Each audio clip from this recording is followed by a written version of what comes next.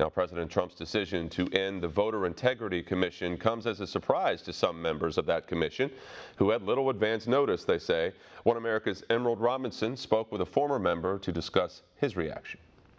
The president's decision to end the Voter Integrity Commission came as somewhat of a surprise on Thursday, even to commission members, who received an email only shortly before the president signed an executive order doing so. One member, Heritage Foundation's Hans von Spakovsky, says that he understands the president's decision. However, he's disappointed and frustrated nonetheless. I'm disappointed.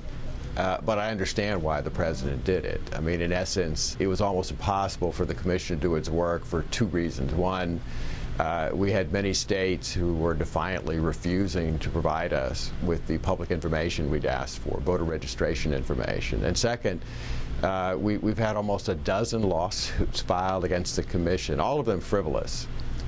And those lawsuits were intended to prevent us from being able to work, and unfortunately they were successful. And that's the reason the president cited for his decision to dissolve the commission.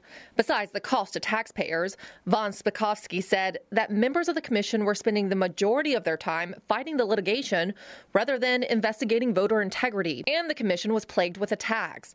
Von Spakovsky was personally accused of sending an email to the Department of Justice to ban Democrats from the commission. That's not true. What I said was I sent an email to a private individual in a private conversation months before I was ever appointed to the commission. Apparently, that individual sent it to the Justice Department. And what I said in there was that I was afraid that if Democrats were appointed to the commission, that some of them would use that position to try to sabotage the work of the commission.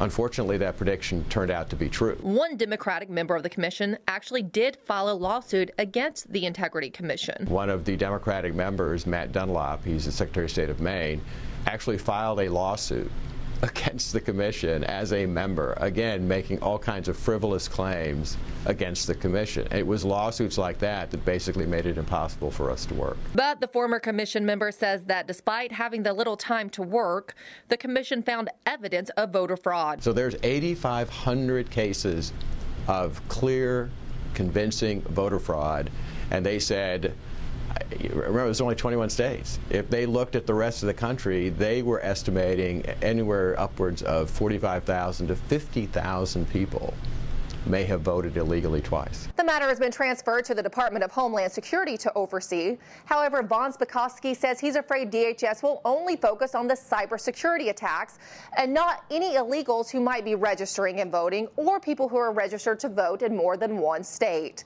In Washington, Emerald Robinson, One America News.